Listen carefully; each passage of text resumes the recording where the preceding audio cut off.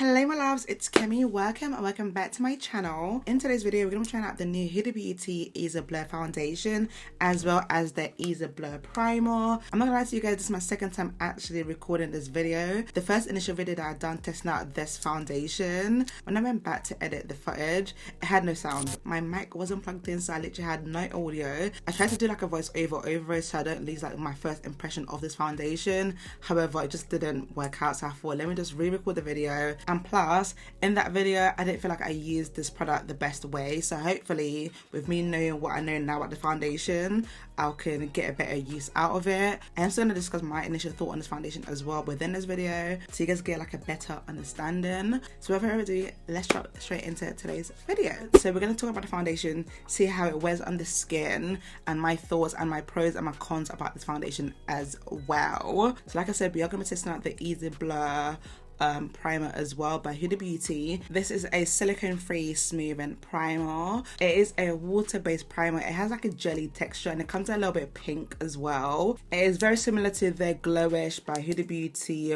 Blur Jam. This is also a silicone free smoothing primer. I don't know if they just like took this out and just put it into this. They're very similar and it comes out like this color pink. You guys will see it in a sec. The interesting thing about this primer is the fact that it is a matte primer, but it's water-based. And if you know anything about primers, most matte primers usually have silicone in it, so that is why this is quite interesting. One of the main reasons why people don't like silicone-based primers is because they tend to clog up your pores and they tend to like trap your skin. So that is why this is really good for like my oily skin babes that don't want the skin to be clogged up, but also want to mattify the skin as well. This is what the primer looks like. It has a very thick jelly consistency. It doesn't run, move or anything. It's just there. I saw Huda's video of her demoing this product and she literally used one index finger length on one side of her face and then another on the other. So we're just gonna, you know, blend this into the skin. This is a lot of primer to use, but it does blend really smoothly into the skin. Even in my initial video, the consistency of it is so weird because even though it's a gel form, it goes on like a thick moisturizer. Normally gel primers tend to like just melt into the skin. As you can see, this one isn't really doing that. It's somewhat laying on top of my skin. This is a true matte primer because all my oils gone, non-existent.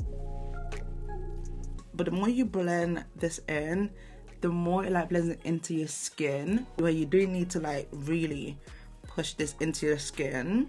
Now though this is a matte primer and it has taken a lot of, you know, my shine from my face, it doesn't feel uncomfortable. Like my face doesn't feel super dry. I have combination skin. I get oily in my T-zone and the rest of my face is quite normal. Sorry because it's really hot in my room, so I had to take off my jumper. But like I was saying, this primer, I really enjoy it because it makes my skin feel really smooth. Now onto the Ease Blur foundation. This foundation comes in 28 shades, which I'm not gonna lie, it's a little disappointing. I feel like with high-end brands, 30 shades should be the minimum they're coming out with, and 30 evenly spread out shades. With this foundation, unfortunately, that is not the case. I did purchase this from Huda Beauty and they had 28 shades on there, but on Huda Beauty's official website, they have 29 shades and one of the shades is not even out yet. Surprise, surprise, which is my shade, isn't even out yet. So hopefully there is an extension of shades within this foundation. Right now, I did have to pick up 2 shades. I got the shade Espresso 600N, which is the deepest shade that this foundation comes in. And currently, the second deepest shade that's available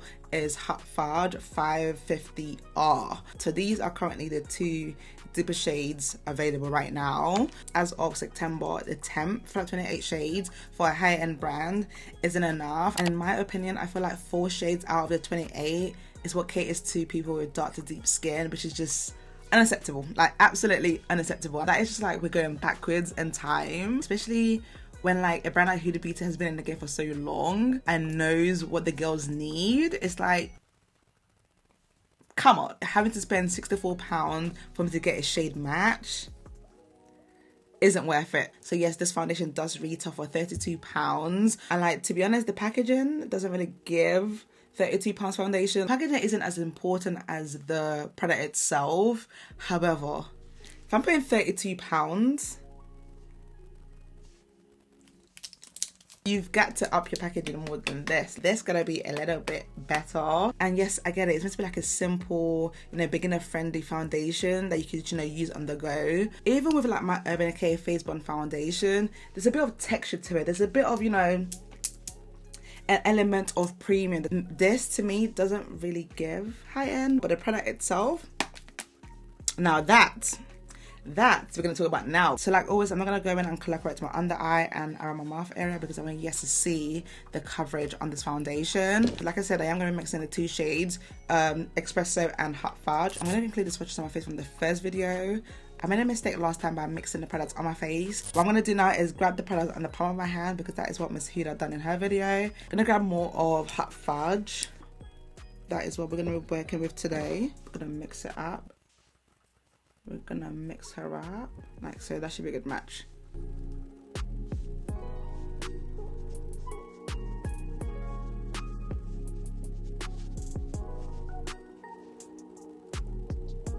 I would say instantly this is a better way of wearing this foundation. I low-key ended up looking a little bit green in the first video. I was literally adding so much more products on my face and I really didn't like that. But this time around it's looking good.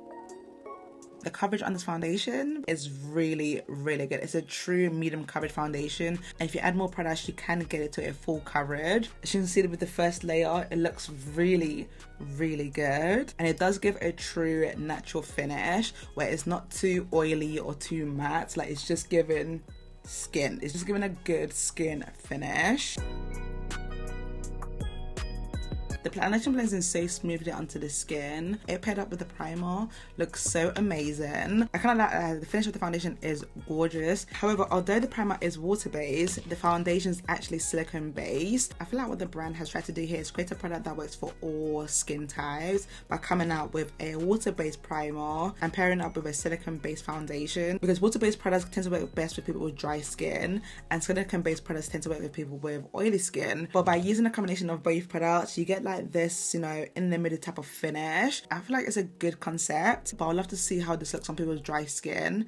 Actually, I think Miss Huda did say she has extremely dry skin and this looks beautiful on her. I also paired up with like a good skincare at the beginning. So yeah, I feel like the combination has been made with all skin types in mind, but not all shades in mind. The shade range really let down this foundation because she is honestly beautiful. Like you can see, like I've had this foundation on for about half an hour now and it still looks gorgeous on the skin. Cannot take away the finish of this foundation because it is stunning. And the foundation also have really good skincare ingredients in it as well, such as silicone, helps gives a pore blurring effect to the skin, which you can instantly see. I feel like the primer and the foundation is doing that. It also has niacinamide in it, which actually helps, you know, improve the way your skin looks over time, and it also keep your makeup looking fresh. Alright, so this is the full face completed. Let me go put on my jumper and then we can discuss this foundation. Alright cousins, so here's my thoughts on the Huda Beauty Ease Blur foundation. I do feel like this foundation has a beautiful finish. My skin does look very smooth. By the way, I did not use any setting spray. I didn't use any setting sprays to prep with,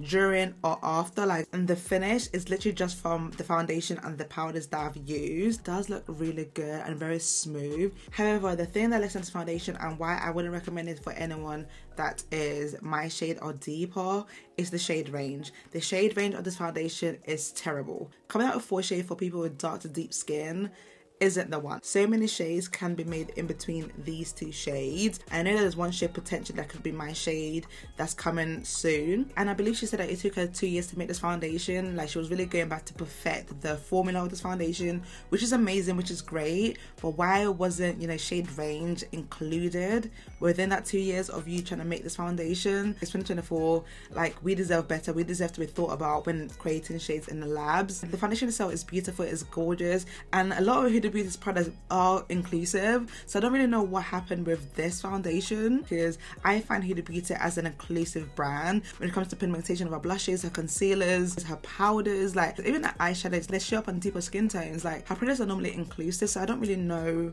what happened with this foundation. But to me, I find that it's very disappointing. The product itself is just stunning. I have nothing bad to say about the formula, the wear of the product, the coverage of the product. Like, it all looks really, really good. Why couldn't more shades be created, or if you're going to create that 28 shades, create evenly spread out shades. I'm not saying every high-end brand should create, you know, 40 plus shades. I mean, it will be nice, but let's be fair with the shade ranges that we're coming out with. For me, this is just low-key a little bit disappointing, but hopefully there might be an extension with the shades. So that is all from me for today's video, cousins. Let me know your thoughts on this foundation down below. Like always, I love you guys so much, and inshallah I'll catch you guys in my next video.